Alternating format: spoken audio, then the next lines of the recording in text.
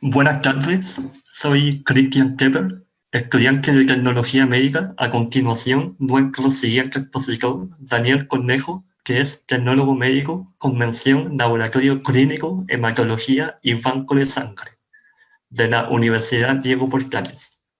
Además, es docente encargado en los ramos Inmunohematología Clínica y Medicina Transfusional, de la misma casa de estudios. Actualmente se desempeña en la Unidad de Medicina Transfusional de la Clínica Red Salud Santiago. Además, presenta diplomados en docencia universitaria, manejo de complicaciones y especialidades inmunohematológicas y en medicina transfusional. Su tema es terapia con plasma inmune. Las preguntas deben ser realizadas vía mensajería, de las cuales se hará una selección. Profesor Daniel puede comenzar y cargar su presentación. Hola, buenas, ¿se escucha bien?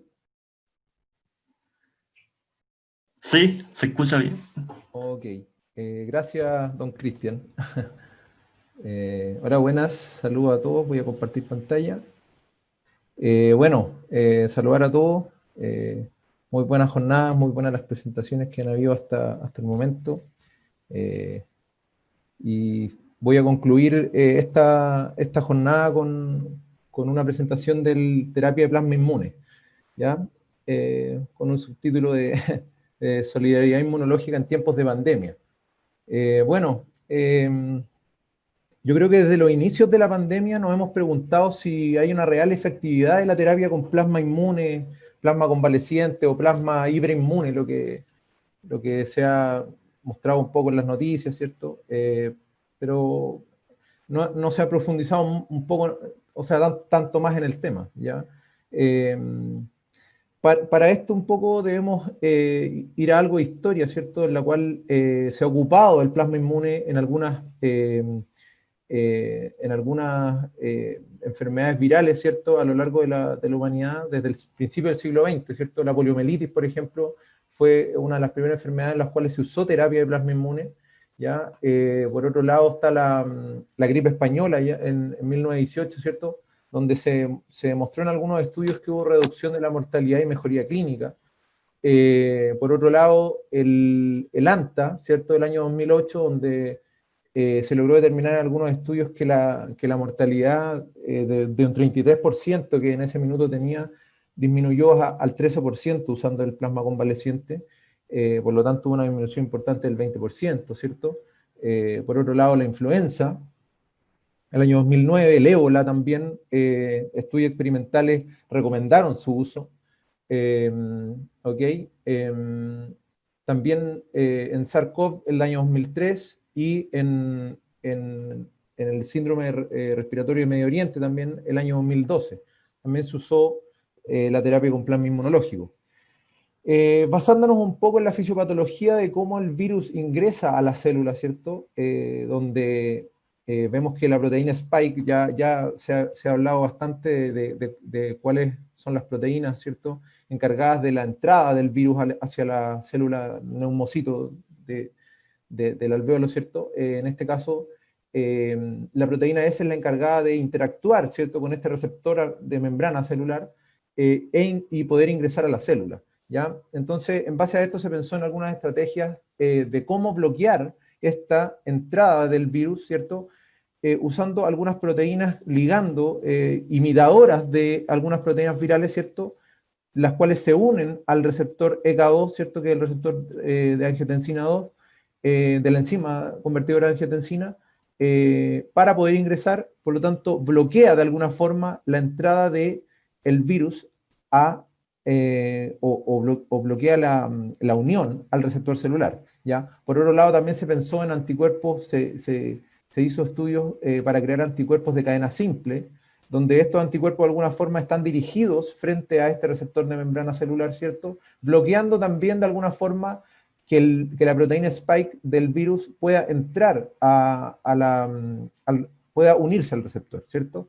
Pensando en eso, y enfocado en los pacientes ya recuperados, y como hablaba la doctora ahí en la última en la última presentación, que crearon anticuerpos altamente específicos anti-SARS-CoV-2, ¿cierto? Podemos también de alguna forma unir un anticuerpo de una persona que ya se recuperó y transferirlo a o transfundirlo, ¿cierto?, a una persona que está cursando recién la enfermedad, evitando de alguna forma que este virus pueda ingresar y unirse a su receptor. Por lo tanto, este anticuerpo se une para bloquear la entrada, ¿cierto?, a los receptores de membrana a nivel pulmonar. ¿Ok?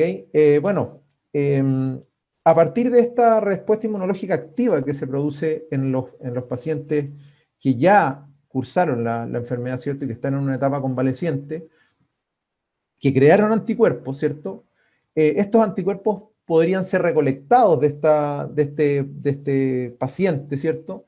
Y se recolectan en una bolsa, ¿cierto? Y mediante un proceso llamado plasmaféresis, se permite obtener estos anticuerpos altamente específicos de clase IgG, ¿cierto? Y que pueden ser transfundidos en un paciente que está recién cursando la enfermedad, ¿ya? Obviamente primero se tiene que hacer una elección de ese donante de plasma inmune, ¿cierto?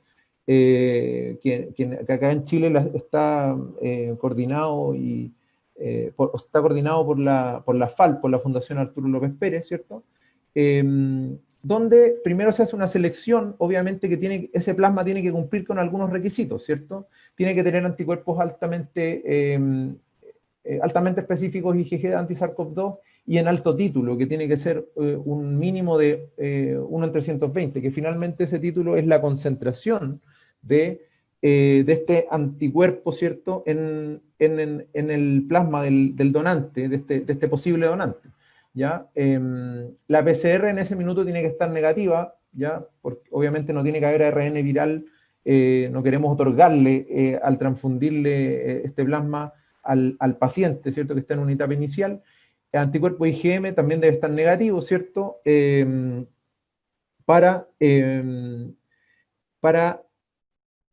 evitar o sea, más que para evitar, sabemos que los anticuerpos IgM, como hablaba la doctora también ahí, ¿cierto? Es un anticuerpo que está en una fase aguda de la enfermedad, ¿cierto? Por lo tanto, debería estar negativo porque ese donante tiene que estar en una etapa más convaleciente del virus, ¿cierto? Ese paciente donante tampoco debería estar hospitalizado, no tiene que haber tenido la enfermedad grave, ¿cierto? Eso también atenta con los requisitos que se piden a nivel de sangre total, ¿cierto? Un donante de sangre total tampoco puede estar hospitalizado porque sabemos que hay infecciones intrahospitalarias que se pueden adquirir mediante una estadía intrahospitalaria, ¿cierto?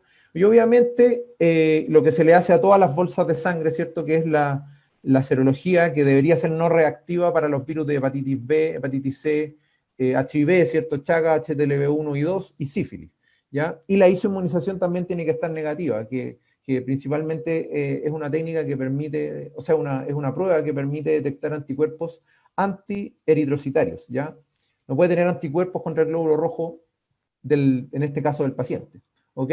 Bueno, el proceso de recolección de plasmaféresis básicamente hay una aguja, ¿cierto?, que se conecta a la vena del donante, ¿ya?, mediante un pinchazo, obviamente, y esa aguja tiene una manguera, todo en un circuito cerrado, que desemboca en una bolsa, ¿cierto?, que esa bolsa va a una centrífuga, que obviamente por una ley física, y esa centrífuga separa las células sanguíneas, ¿cierto?, y por densidad se separan los glóbulos rojos, los leucocitos y las plaquetas, ¿cierto?, se separan y quedan en el fondo de esta bolsa, ¿cierto?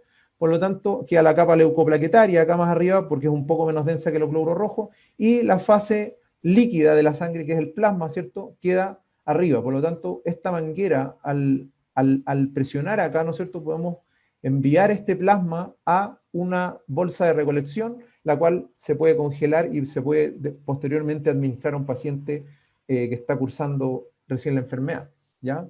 En este caso, esa inmunidad en el donante, él hizo una inmunidad activa, ¿cierto?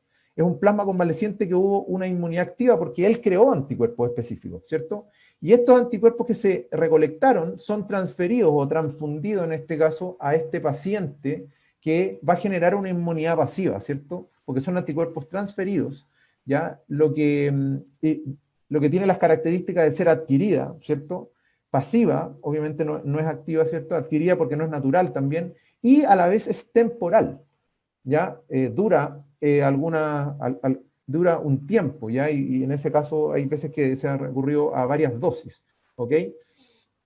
Bueno, algunos estudios, por ejemplo, hay un estudio retrospectivo comparativo también que se hizo el año 2005 en relación a la terapia con plasma inmune en SARS, que ocurrió en el 2003, ¿cierto? SARS-CoV, el primer SARS-CoV, donde se usó un grupo en el cual se le administró plasma convaleciente a los menor a 14 días, ¿cierto? Desde el diagnóstico, con un N de 80, ¿cierto? Donde 48 de ellos se les administró antes de los 14 días. La mejoría clínica antes del día 22 fue de un 58,3%, la mortalidad fue de un 6,3%, a diferencia del grupo en el cual se usó plasma convaleciente posterior a los 14 días del diagnóstico, ¿cierto? Que fueron 32 personas, ¿cierto? Donde la mejoría clínica menor al día 22 fue de un 21,9% y la mortalidad fue en porcentaje casi el doble, ¿cierto? Demostrando un 12,5% de mortalidad. Por otro lado, otro estudio retrospectivo también comparativo, ¿cierto? Muestra un grupo en el cual se le administró plasma menor al día 14, ¿cierto? Y otro grupo que se le administró solamente corticoides, ¿ok? Dentro de ese, que son en un N de 40, por ejemplo, esto todo se hizo en China también, en un grupo de 40 personas, 19 se les administró plasma antes del día 14 y a 21 corticoides, se les administró corticoides, ¿ya? En este caso, las variables que tuvo el estudio fue que a estos 19, además a 2 de ellos se les administró corticoides, ¿ya? Donde hubo una disminución del porcentaje, un porcentaje que tuvo un alta antes del día 22, ¿cierto? Donde hubo un 74% de alta antes del día 22, por lo tanto, mostraba una alta eficacia un poco, ¿cierto? Y de ese grupo no hubo ninguna muerte, ¿ya? Por otro lado, el otro grupo, ¿cierto? Que usó corticoides, que eran 21 pacientes, ¿cierto? Además, a 9 de ellos se le administró también plasma convaleciente, ¿ya? El porcentaje de alta antes del día 22, en este caso, en este grupo, fue un 19%, y de las personas que no se le administró plasma, en este grupo, que usó corticoides, 5 de ellos murieron, ¿ok? Por otro lado, la terapia con plasma inmune en otros estudios, ¿cierto? En un estudio de donantes recuperados con altos títulos de 1 en 1000 y neutralizantes de 1 en 40, ¿cierto? Todos los pacientes en este caso tenían ventilación mecánica previo a la terapia con plasma convaleciente, además de usar algunos corticoides y antivirales, ¿ya? Hubo una diferencia significativa en este caso de la carga viral, perdón, menor a los 12 días post terapia con plasma convaleciente. Hubo un aumento de la relación presión arterial de oxígeno versus FiO2, ¿cierto? Lo que finalmente declara una mejoría en la hipoxemia del paciente, normalización de la temperatura a los 3 días post terapia plasma convaleciente, mejoría de las lesiones pulmonares a partir de los 3 días, y un aumento del título de anticuerpos IgM, IgG y anticuerpos neutralizantes respecto al tiempo antes de la transfusión y luego de la transfusión de plasma. ¿Ok? Ahora, un poco para terminar, si pensamos en la fisiopatología, o más que la fisiopatología, en cómo se desarrolla la enfermedad, ¿cierto? Hay un periodo asintomático, ¿cierto? Que es lo que nombraba la doctora ahí, que son alrededor de 5 días. Luego comienzan los síntomas. En toda esta fase hay un inicio de la replicación viral y una multiplicación de la replicación viral, ¿cierto? Aumenta la replicación viral en el tiempo, donde llega a un pic, ¿cierto? En ese momento, durante ese desarrollo, ¿cierto? Esa replicación, están también aumentando los anticuerpos IgM, ¿cierto? cuando llegan a un pic y cuando hay una estimulación de la inmunidad un poco más adaptativa, ¿cierto? Y altamente específica, que es al día 14, donde empiezan a aparecer los anticuerpos IgG, fíjense que hay una disminución, ¿cierto?, de la replicación viral importante, significativa, y donde al día 28 ya llega a una disminución casi cero de la replicación viral, ¿cierto? O sea, de encontrar el ARN viral, en este caso en muestras, ¿ok? Entonces, lo que queremos hacer con el plasma inmune, si nosotros pensamos de que en este pic ya se generó el cuadro inflamatorio a nivel vascular pulmonar, ¿cierto?, y ya se generó toda esta liberación de citoquina, ¿cierto?, exagerada, y ya el sistema inmunológico tuvo de alguna forma, una activación multiplicada, ¿cierto?, y se genera este daño del parénquima pulmonar. Por supuesto que lo que nosotros queremos hacer con el plasma inmune es trasladar este periodo que está aquí, ¿cierto?, donde nosotros al administrarle anticuerpos IgG, lo queremos trasladar al periodo donde está el comienzo de los síntomas para evitar la replicación viral. Porque si nos fijamos, este anticuerpo IgG, cuando comienza a aumentar, es cuando comienza a disminuir la replicación viral, ¿cierto? Entonces, de esa forma, evitamos que un paciente que tiene comienzo de síntomas llegue a una cama UCI, y obviamente después ocupe también un ventilador mecánico, y en los casos más graves, ¿cierto?, la muerte del paciente, ¿ya? Algunos se preguntan si la transfusión de plasma es un peligro.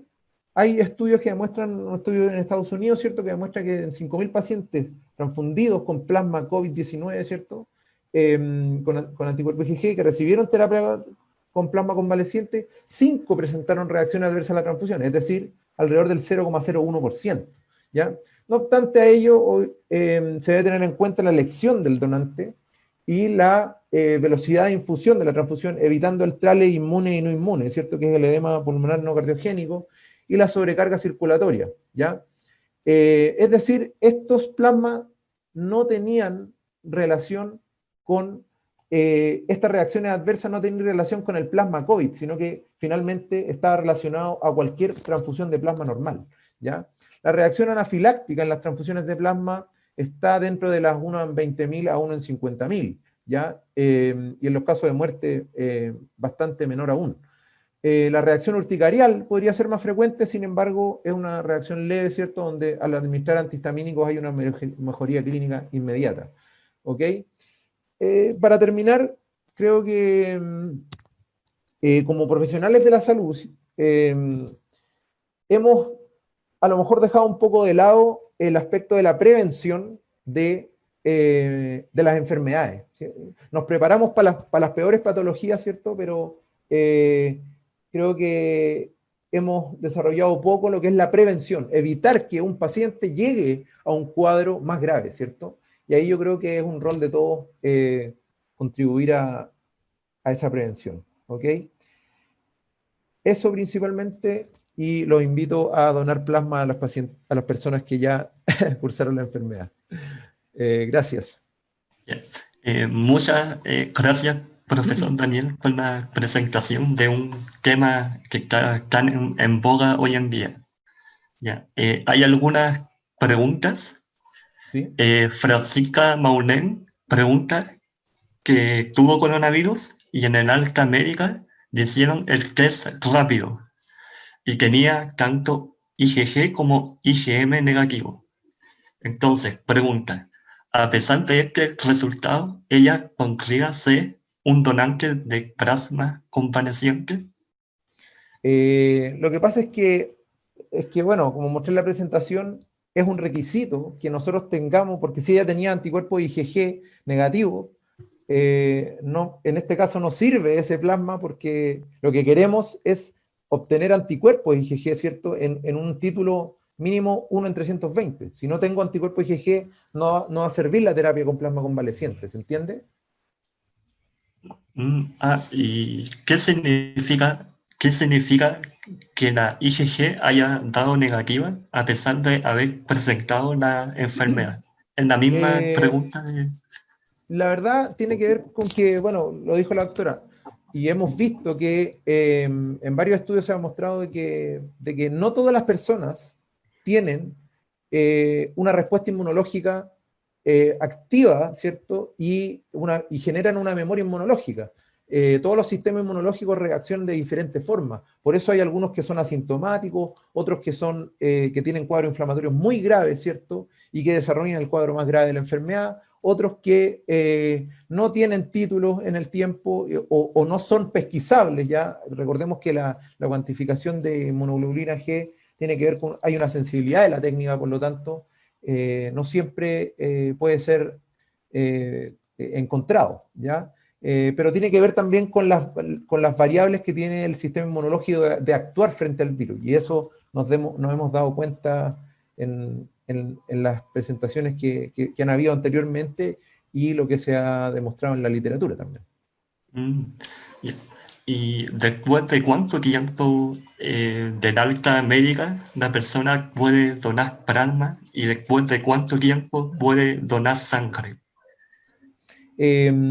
A ver, para donar plasma, en este caso para donar plasma inmune, que en este caso tiene que ser hasta hace 2 meses se dejaba como criterio que tenía que cumplir 3 meses desde el diagnóstico, ¿ya? Hoy en día, igual, además de hacerle la PCR, ¿cierto? Que tiene que dar negativa, los anticuerpos IgM tienen que dar negativo, se está esperando 1 mes desde el alta. O sea, perdón, 1 mes desde el diagnóstico. Desde el diagnóstico. ¿Ok?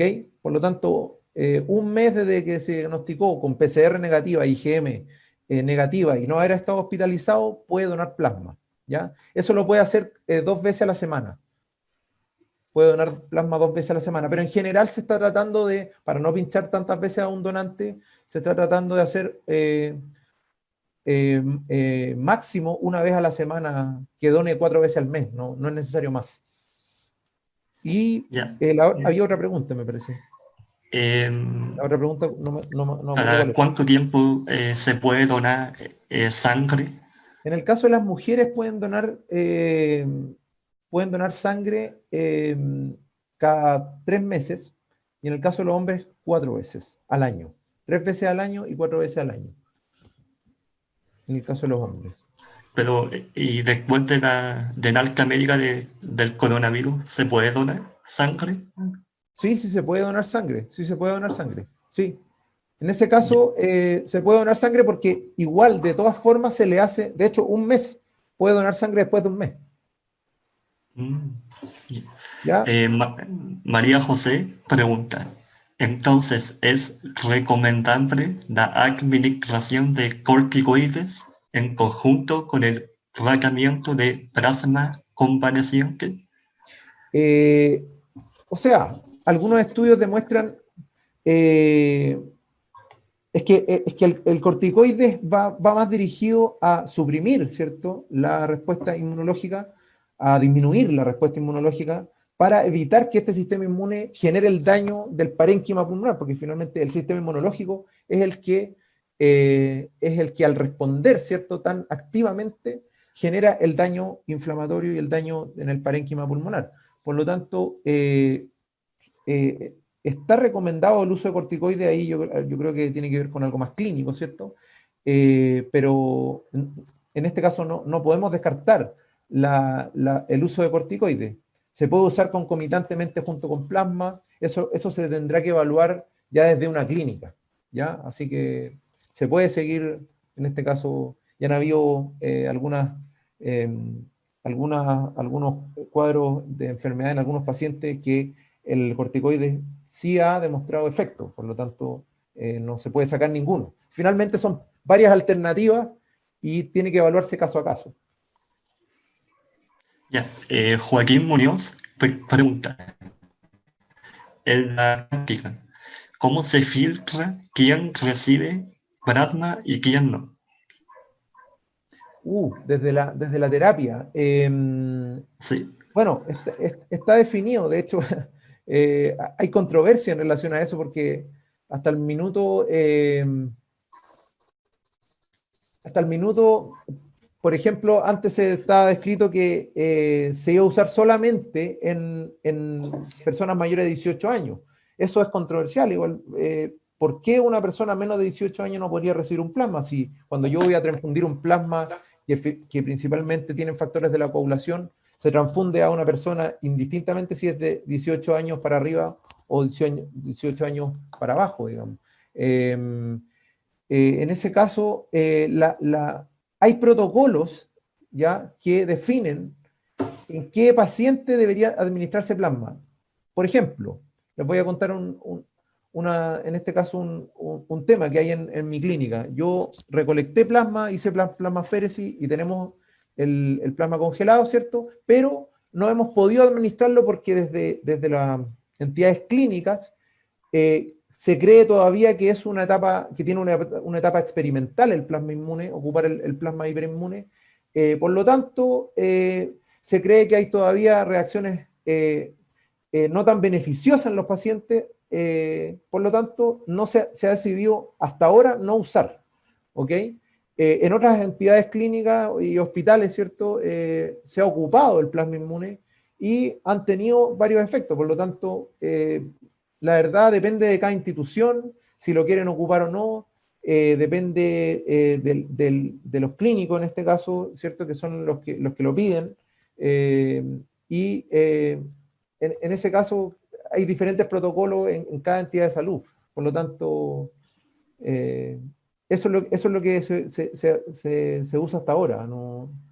¿Ya? No sé si respondo un poco la pregunta de Joaquín, pero ¿en quién es difícil igual llevar a cabo una terapia de plasma inmune con tantos protocolos distintos, ¿cierto? No ha salido una norma a nivel de Chile, digamos, ¿ya? Por eso, todas las entidades ocupan diferentes protocolos. Profesor, Manuel me lleva a preguntar si se ha demostrado el beneficio. ¿Por qué no hay un plan nacional de acción y solo se está trabajando en algunos centros? Qué buena pregunta. La verdad es lo mismo que me pregunto yo. He hablado con algunos clínicos en mi entidad de salud. Algunos creen que es una etapa experimental, que no tiene reales beneficios, que no se ha demostrado un real beneficio. Yo también creo que es una etapa experimental, pero finalmente, si un paciente queremos evitar que llegue a un cuadro inflamatorio y a lo mejor, quién sabe, a la muerte, ¿cierto? Podemos ocupar este plasma inmune en etapas iniciales. O sea, hay estudios que demuestran que no hay reacciones adversas a la transfusión de plasma, ¿ya? Y en este caso, plasma COVID, también el estudio en Estados Unidos demuestra que no hay un aumento del riesgo, ¿cierto?, de un plasma COVID a un plasma normal, ¿ya? Por lo tanto, creo también que se tiene que trabajar en un plan nacional y dar el pase libre para poder transfundir este plasma en etapas iniciales de una enfermedad, ¿ya? Y creo que tenemos que aprender de los errores hoy en día, ¿cierto?, de que para otra epidemia y otra pandemia, ¿cierto?, se pueda usar como una terapia en las fases iniciales, reduciendo la morbilidad y la mortalidad. Bueno, súper interesante su presentación, profesor, y gracias por la disposición. No, gracias a usted y ojalá se haya sabido algo más del plasma inmune y las personas, invito a donar a las personas que... Sí, es muy importante, ¿no? Sí. Especialmente hoy en día. Sí, muchas gracias a ustedes, saludos y buena jornada también.